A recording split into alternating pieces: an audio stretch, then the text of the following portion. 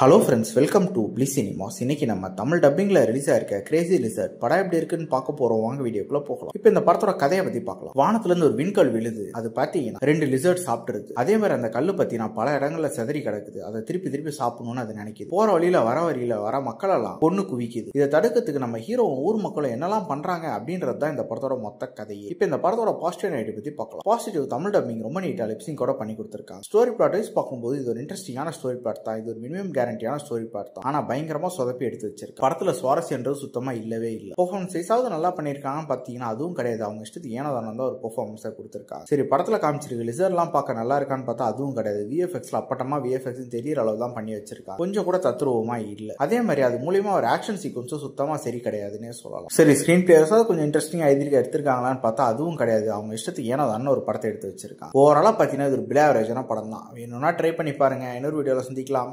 Thank you.